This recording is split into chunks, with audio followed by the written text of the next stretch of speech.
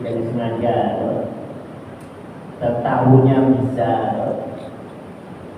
maka tidak ada yang bertanggung jawab terhadap kesalahan yang apabila terjadi kepadanya.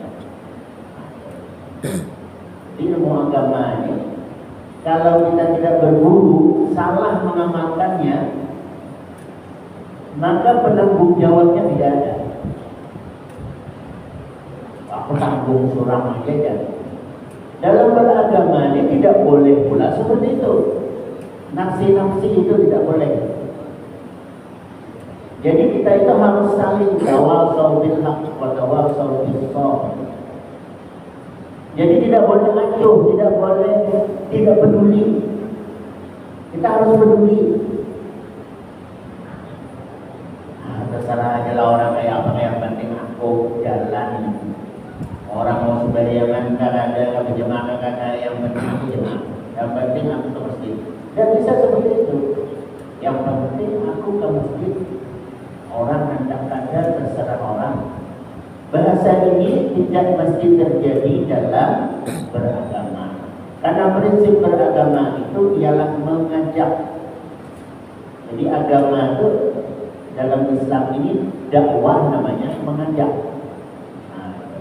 Jadi agama yang mengajak ini satu dia Islam ini. Ada juga agama orang sana mengajak juga dia, yang disebut dengan misionaris, misi, agama misi, mengajak. Jadi dalam Islam ini mengajak, tidak boleh tidak mengajak.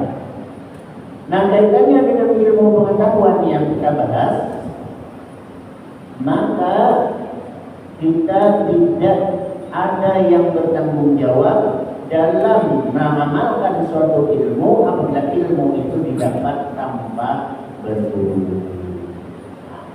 Itu dalam kajian sudut pandang fikih. Kalau tasawuf kajiannya dari segi adab. Nah, adab itu kaitannya di ilmu berkah apa adanya. Kalau dalam fikih, karena ini kaitannya dengan ibadah, ada fikih ibadah, muamalah, ada fikih munakahat, ada fikih macam lah, ya, mawaris, bahkan ada fikih yang menyebut sekarang ini namanya kontemporer, membahas permasalahan baru yang muncul, ya, yang dahulu belum ada. Itu dikaji secara kajian fikih.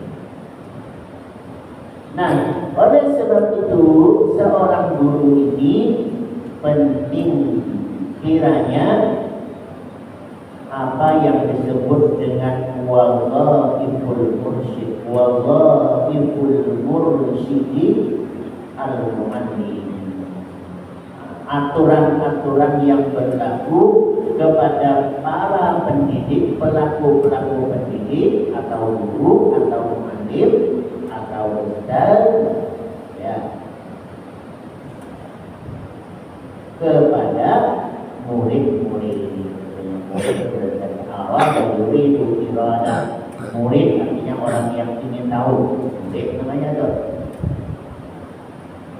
Dalam bahasa Indonesia murid itu ada batasan tertentu ya. Murid itu kalau dalam tingkatan pendidikan formal disebut murid itu SD, TK, SD itu murid. Kalau naik ke jenjang SMP, sekolah menengah pertama, sanawiyah, itu pelajar. Saya seperti itu. Pelajar namanya. Aliyah SMA itu namanya siswa. Nah, bila sudah tamat aliyah dan SMA, SMK sudah naik ke atasnya lagi maha. Disebut mahasiswa. Tidak disebut maha pelajar, maha murid tidak ada. Namun mahasiswa, karena murid itu SD, pelajar itu SMP, itu jenjang formalnya sudah saya. Tapi kalau dalam kajian kita ini, ialah orang yang menuntut ilmu, murid juga namanya. Kalau berilmu murid. Nah, adapun persamaannya dengan harta, menuntut ilmu ini dengan menuntut harta itu persamaannya di sini nih.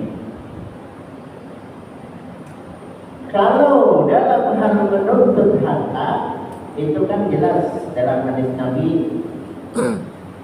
min aina iktasabahu wa fima anfaqahu, dari mana didapat dan kemana dibelanjakan. Ditanya depan belakang, itu harta. Jadi kalau harta itu ditanya dapat dari mana, kau habiskan untuk apa.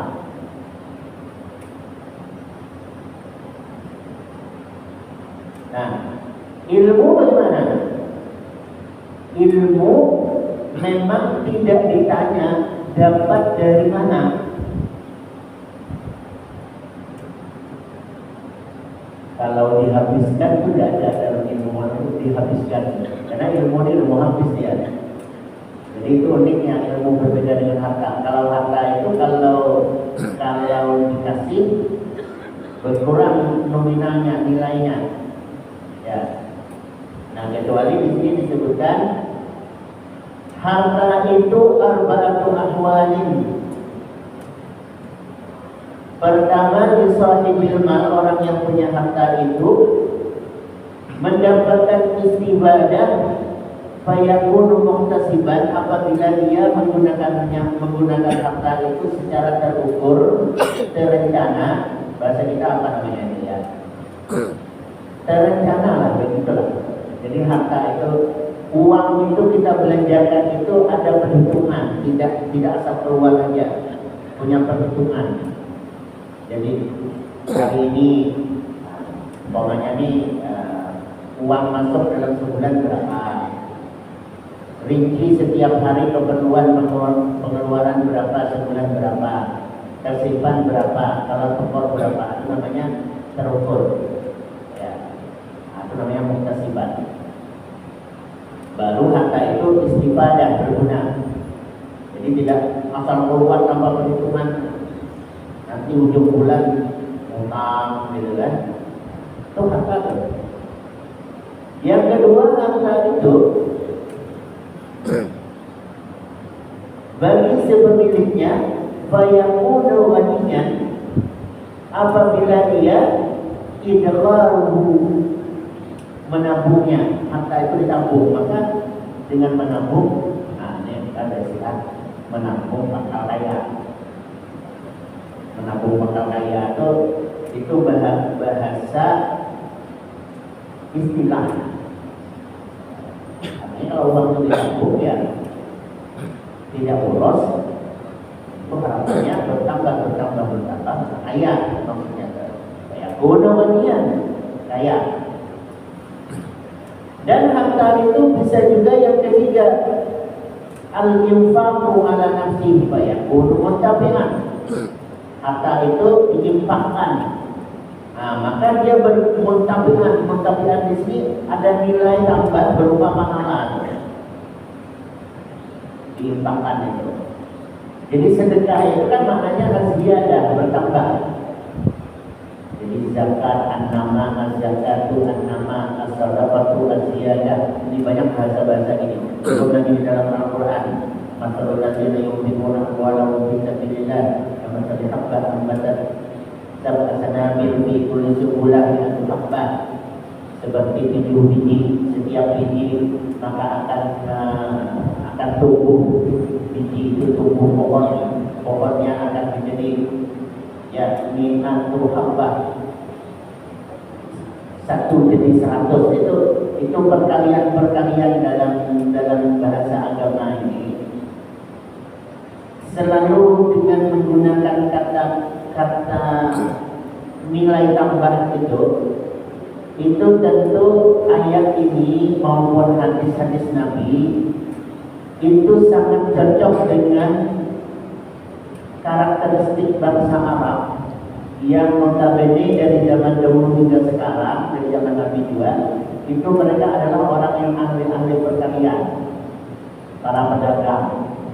Orang Arab kan terkenal dengan dagang. Dagang itu mindsetnya, pikirannya itu perkalian-perkalian.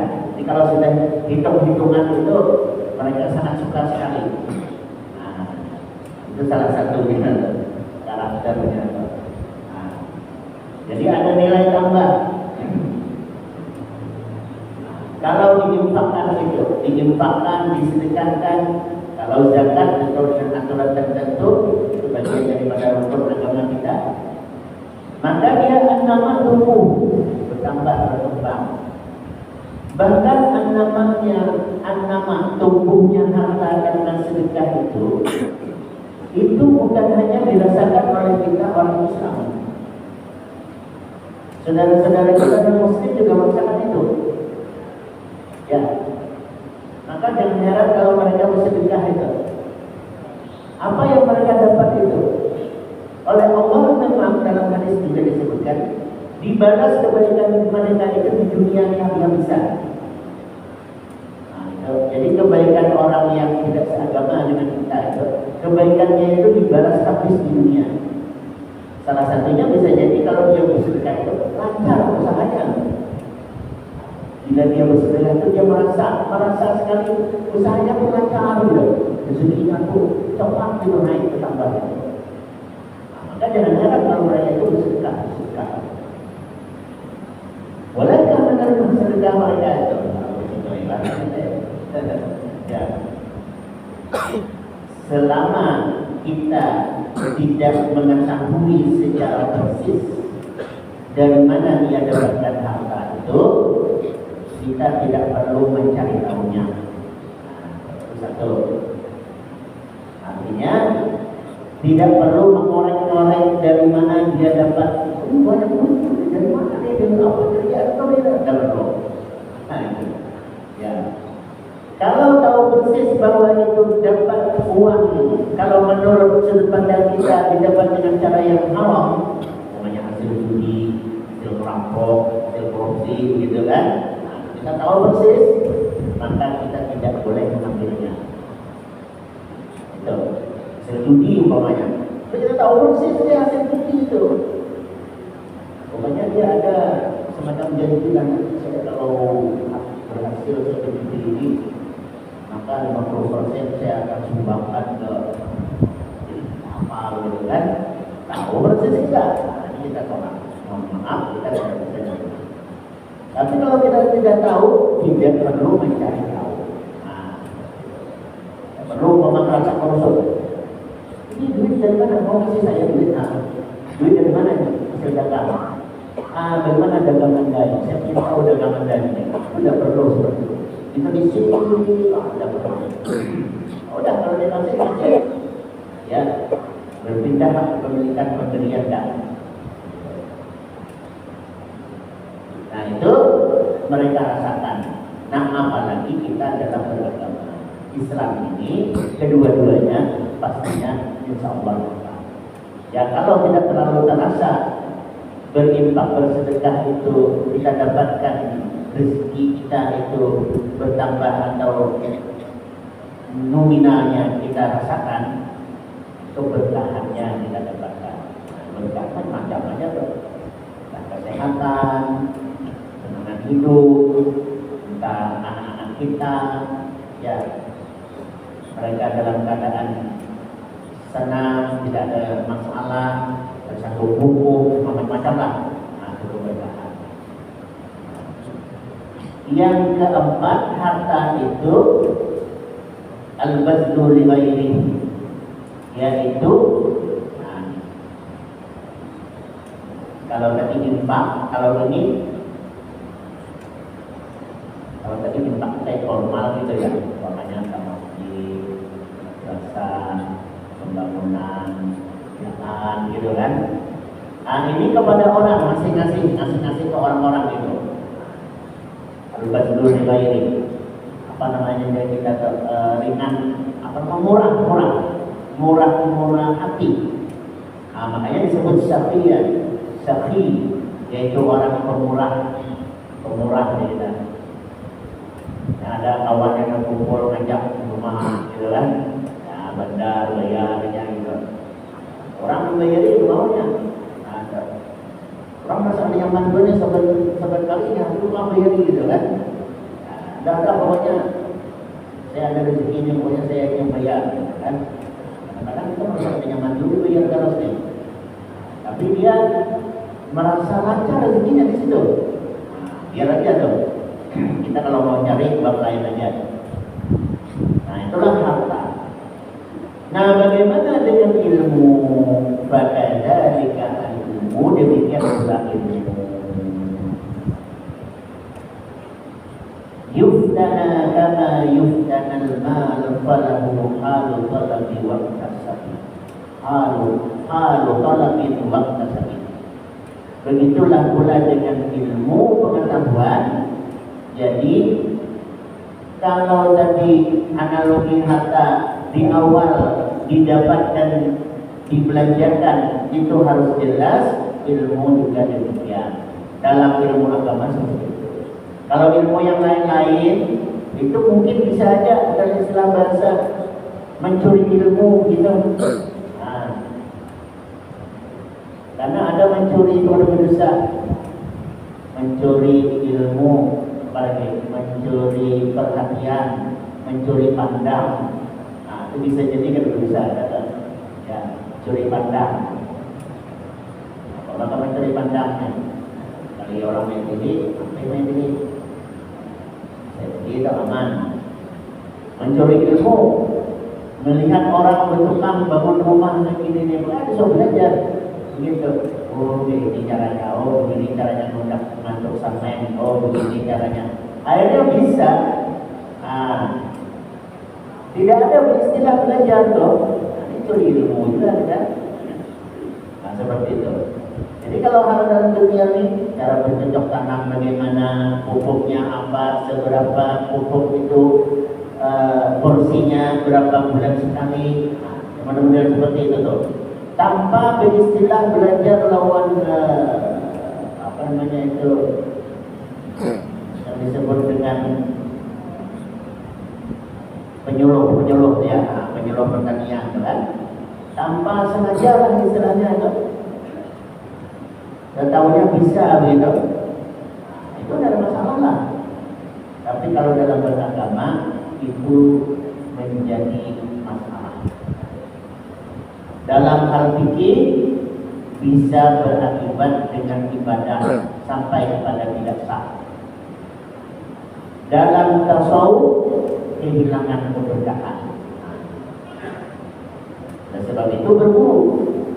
Dalam fikih berguru.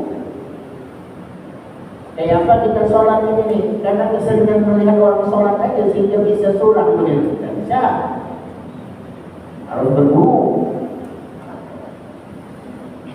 Saya lihat orang sholat maghrib itu, oh begini caranya, oh begitu caranya, oh itu yang dibacanya.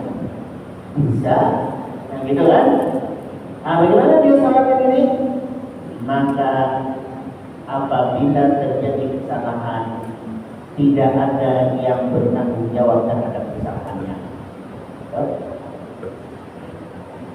Tapi kalau berguru salah, berguru nih sebenarnya gurunya benar ngasih tahu tuh, cuman dia mempraktekannya salah.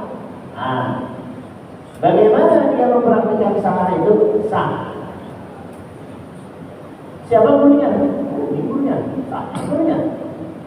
Ada gurunya saya sebenarnya ngajarnya seperti ini, cuman dia prakteknya begitu. Nah, bagaimana nih? Dimaafkan. Nah, itu berguru lagi. Ya, tentu kalau sudah tahu salah kan gurunya memperbaiki itu. Ini, ya salahnya di sini. Nah, yang benar seperti itu. Kan beritahu berguru. Oleh sebab itu berguru dengan orang. Jadi bukan berguru dengan orang itu fisik bendawi. Jadi bukan non fisik. Seperti berguru dengan media sosial, tutorial di YouTube, belajar tutorial sholat di YouTube, belajar gimana lagi TikTok gitu kan. Ada tutorialnya tuh, cara sholat tuh begini kan. Nah, belajar dari situ. Kita praktekkan sholatnya. Bagaimana itu? Sekali lagi, pertanggungjawabannya tidak ada. YouTube suruh bertanggung jawab, suruh. Tadi kita menjawab siapa itu? Ya, nggak ada orang yang jadi tutor intinya, kan ada sudah kasih tutor. Kalau dia adalah betul, ya, maka betulnya itu alhamdulillah bagi kita. Tapi kalau salah, si orang yang memposting tutorial di YouTube itu, dia tidak bertanggung jawab langsung, karena dia tidak tahu dari kita. Beda dengan kita berguru fisik tadi itu. Oh, murid saya salah. Oh ya, saya ini murid saya ini. Ini yang betul. Karena fisik ketemu kita. Tapi kalau non fisik tadi ini, oh saya tidak begitu. Nah, jangan. Kenapa saya yang dia yang salah praktek itu? Tapi Anda kan bikin tutorial. Betul, saya bikin tutorial, saya posting di media sosial, itu betul. Tapi yang saya maksud begini, dia begitu. Saya nggak tahu dengan urusan dia, kenal juga tidak dengan dia. Nah, itu masalahnya. Nah, jadi hati-hati belajar dengan media sosialnya. Kalau tutorial masak nasi goreng, ya silakan lah. Tutorial nyopir mobil mungkin ya kurang-kurang sedikit lah. Gimana cara komplain, gimana gas. Nah, ini masalah beragam, masalah ibadah. Tutorialnya salah, tutorialnya benar, tapi di prakteknya salah. Siapa yang bertanggung jawab? Nah, itulah pentingnya tadi apa? Berguru. Ibu bapak yang dimuliakan, maka oleh sebab itulah faman allama wa faman allama wa amila wa alima faman siapa orang yang allama mengajari ilmu wa amila dan dia amalkan ilmu wa alima dan dia tahu alim tahu bahwa alladzi yun'a 'aziman fi malakutis samawati, maka dialah orang yang dipandang agung, yang di yun'a itu artinya digelar, yang mendapatkan gelar lah, 'aziman, yang maha agung, fi malakutis samawati, di kalangan penduduk langit. Penduduk langit sudah hormat luar biasa, penduduk bumi apalagi dah. Penduduk langit itu ya para malaikat, gitu kan? Mereka hormat kepada apa namanya? Para guru, para muallim, para mursyid ini. Allama mengajar, amila mengamalkan, wa alima mengetahui ilmunya ada terhadap amal yang dia kerjakan itu dengan ilmu. Jadi beramal dengan ilmu. Amalnya dengan ilmu tadi itu dan ilmunya diajarkan. Fa innahu kasyamsi, maka dia adalah seperti matahari, tudhi'u li ghairiha, yang mencahayai, yang menyinari kepada yang lain. Jadi guru sebenarnya mulia. Jadi jangan dinodai kehormatan guru. Ya. Kesian kadang-kadang guru ya, yang formal-formal di zaman sekarang di guru itu banyak kasus-kasus guru tidak bisa lagi memberikan semacam penekanan khusus supaya muridnya pintar, supaya muridnya hormat, supaya muridnya itu macam-macam lah kayak dulu. Sekarang terlalu banyak undang-undang yang mengancam guru itu. Tidak boleh lagi macam-macam guru ini. Cobalah kalau kita lihat dalam berita-berita itu, ya ada guru yang cuma ada murid perempuan muridnya tidak apel, lalu rupanya dia di kelas, sekali dilihat katanya dia demam, maka gurunya tadi itu memastikan demam betul atau tidak, lalu jidatnya itu dia apa namanya itu di kita bejur juga panas badannya nih kan.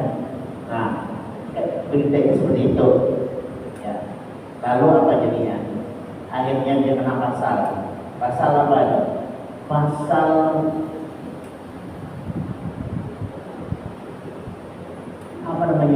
pelecehan.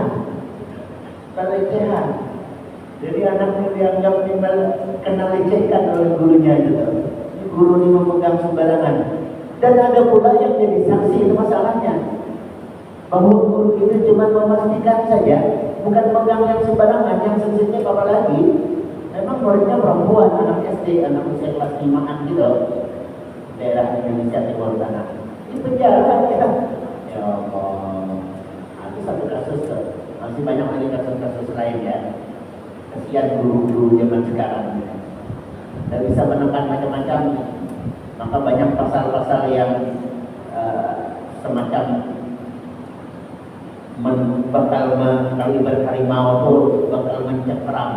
Salah sedikit guru bisa dipasalkan oleh orang tua wali muridnya. Itu yang hidup sekarang. Hanya guru telah hidup manja aja udah kuliah bu. Itulah. Hanya rusak sistem pendidikan ini. Padahal guru itu mestinya tidak demikian.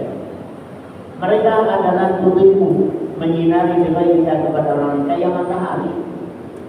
Wahia muti'atun fi nafsiha. Ia juga menerangi dirinya. Jadi guru itu tidak kayak lilin.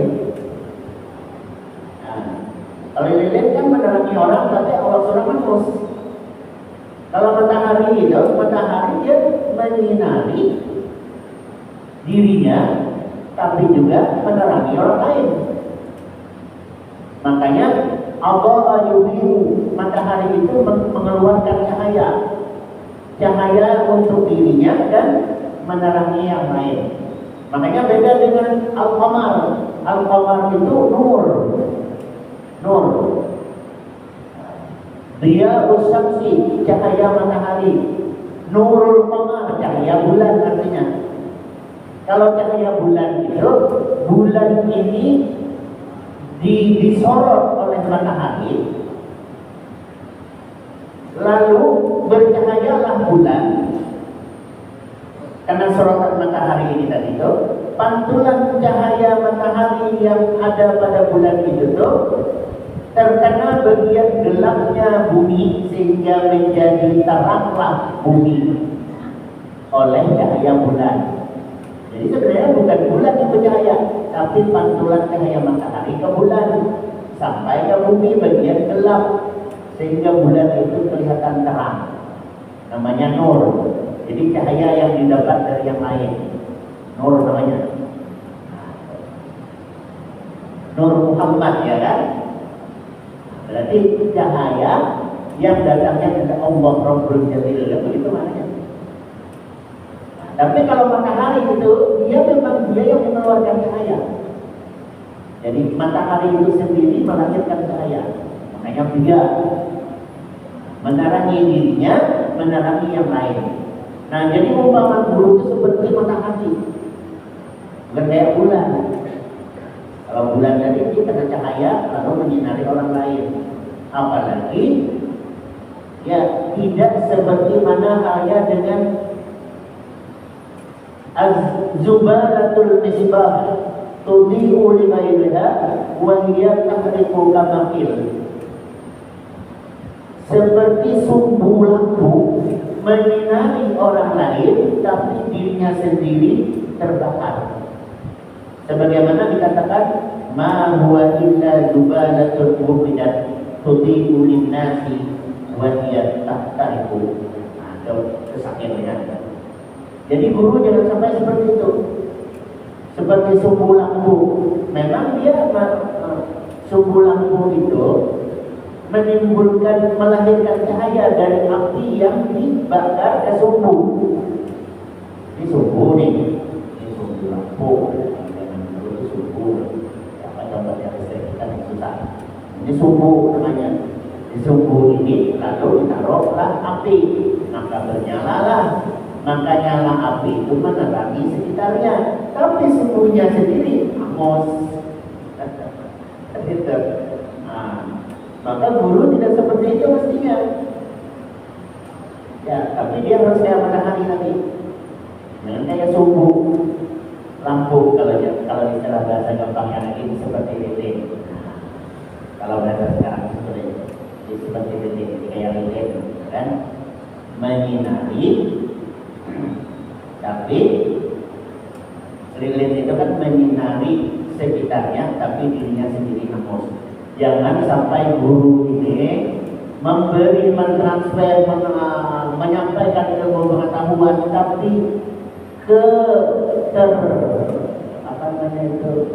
kenyamanan, keamanan dan sebagainya guru itu terjamin. Mana guru bisa betah di kampung kita ini? Guru tidak dijaga. Nah, itu dimusuhi malah ya. Gimana ceritanya guru ini bisa dimusuhi ini? Apa masalah ini? Ya, memang ada dalam suatu bahasa itu ridhonas ghayatul la tudrak. Kalau kita berharap semua orang senang itu ghayatul la tudrak. Jangan berhayalan. Kita hanya menunggu orang bersenang dan orang senang semuanya yang tidak. Itu ghayatul la tudrak. Itu adalah sesuatu yang tidak mungkin tercapai. Ya, menunggu orang senang keadaan kita. Ya, dikira Nabi itu disenangi semuanya orang yang hidup pada masanya. Kan banyak juga yang suka dengan Nabi itu. Abu Jahal ada, bahkan keluarganya itu mamannya juga ada, senang kan? Begitu Rasul. Lagi kita manusia biasa ini, oh ya Tuhan terang. Ya. Tetapi ketidaksenangan itu harus jelas pasalnya apa, sebabnya apa.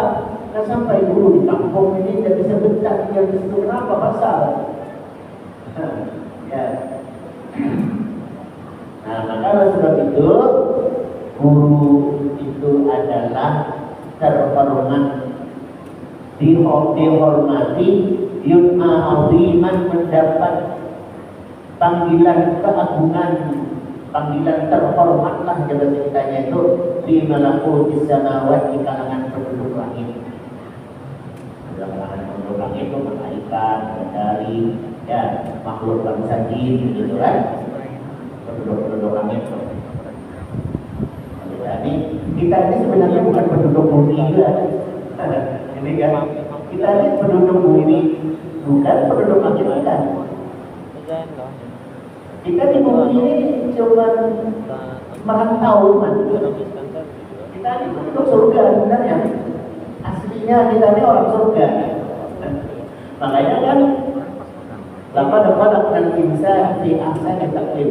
Manusia itu ciptaan Tuhan terbaik. Penduduk surga kita.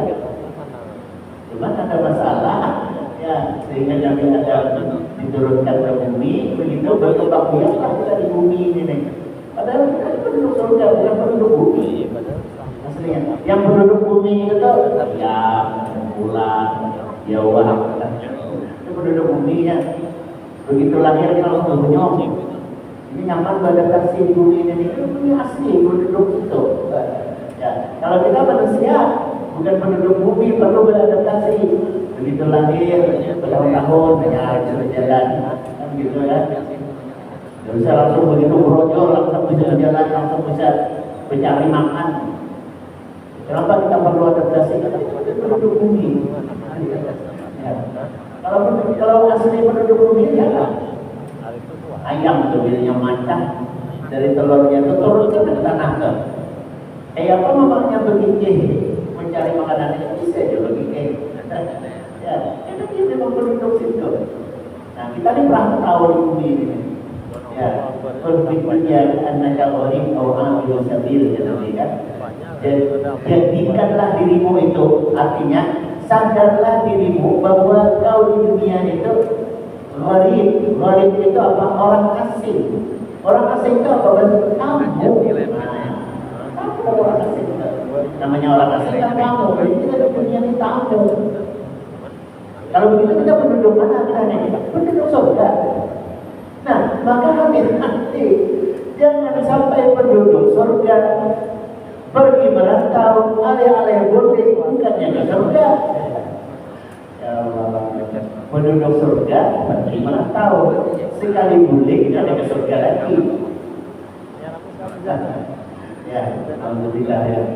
Mampir dulu belajar apa? Makan dulu dan penduduk surga.